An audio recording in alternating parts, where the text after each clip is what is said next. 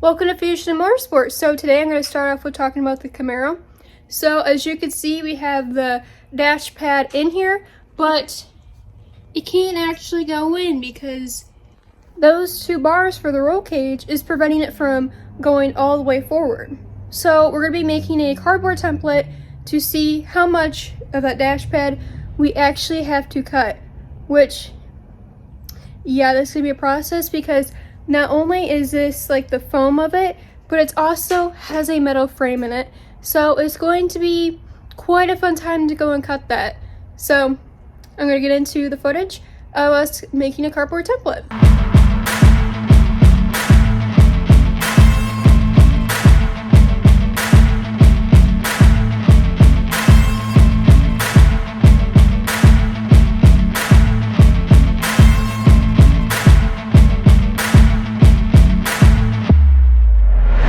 Just saw we went through and made this template, but I'm gonna say that this is a rough template because as you can see here, a lot was cut out, but we think we can cut less out and make it a lot better. We want to have the least amount cut possible out of this, so we're gonna make another cardboard template, and that one should be the final one, so we have a good one to trace onto the dash pad back there, and hopefully it's nice, clean, because we don't want to have that big of a hole there to patch up. We want just the least amount as possible. And we are going to keep moving forward with this because in a magical box, we found the hardware for the dash itself. So these are what we've been actually wanting to find, because the lower dash part, you can never find the hardware for it. Or at least we sure couldn't. We looked everywhere possible and we could not find the hardware for it. So when this weekend we happened to find the box that all this stuff was in, hooray. That saved us so much time and effort from having to keep looking and hoping that we can actually find the parts we need. So now we're going to start moving forward with putting obviously this hardware into the dash. So I'm going to show you a clip of me putting some of the hardware in.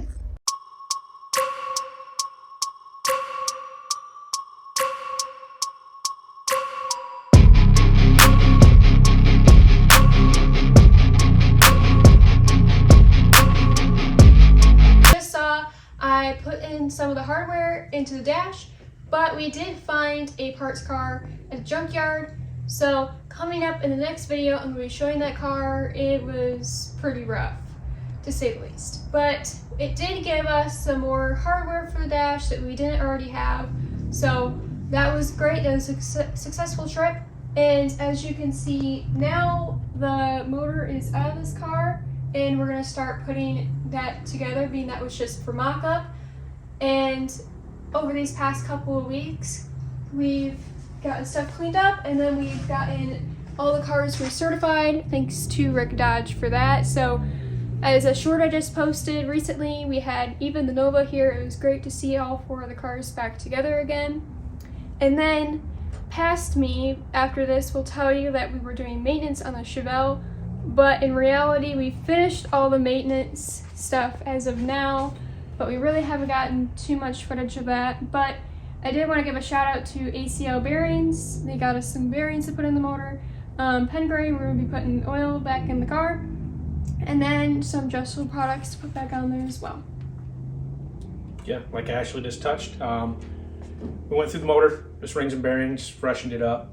Nothing was hurt on it. Everything looked great. Car is currently sitting on 275 drag radials.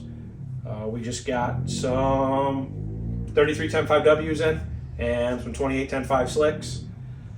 We're going to hopefully, fingers crossed, weather holds out. We're in Michigan. It's 35 degrees out right now. Unfortunately. Yeah, it was snowing just a little bit ago where we went up north. Weather works. We're hoping to be in the next week up to probably mid-Michigan, testing with this on 28s. I'm going to make the first couple passes in it, and then Kelly, usually driving the Nova, is going to get in this thing and get some passes in, get comfortable with it hopefully, and then we can have her in this on 28s. I can get back in the orange purple car on 28s.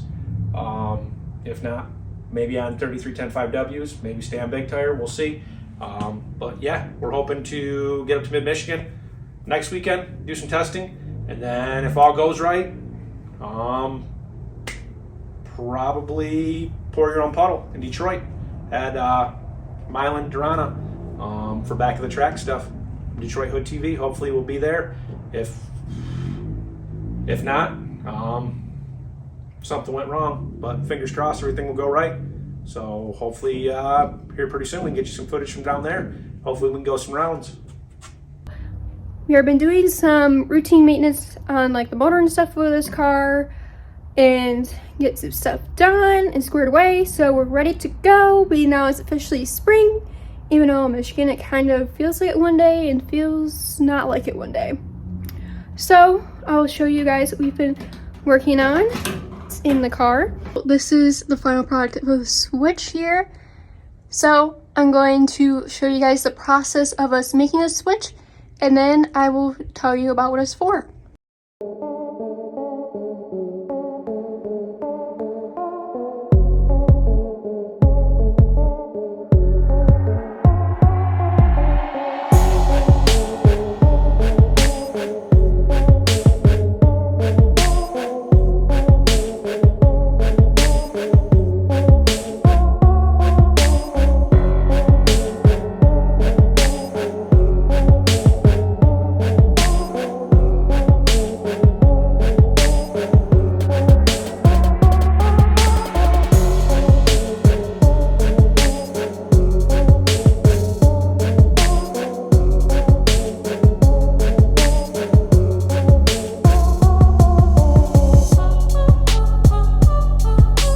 Okay, so you guys just watched us make this switch. So essentially this switch is for lights that are going to be in the car. So on that front bar you can see it there with a little hook, and then back here on that bar above the passenger seat is where we're going to have two lights inside the car, but we're probably going to remake this switch. So you're probably wondering, well, why are you going to remake a switch that you just made? Well, we actually thought about it more, and we want to put lights underneath the car, which I find to be so cool when cars have lights underneath it. So we're gonna have two switches actually, one for lights inside the car and then lights for underneath the car. Cause like my dad said, he doesn't want to have lights on when he's making a pass inside the car, but he would like to have lights on underneath the car when he's making his pass at night. You know, it's pretty cool looking. So we are going to redo this switch because he's actually in the process of ordering a new switch right now, and we're gonna have two switches, so redoing it. But I thought it was pretty cool going through and making the process, and I know you guys want more content, so here you go, more content to you. So we've also been doing some stuff, getting some shock stuff squared away with the Chevelle. It was hard to go and film when you have three people underneath the car and it's just dark under there. It just sucked.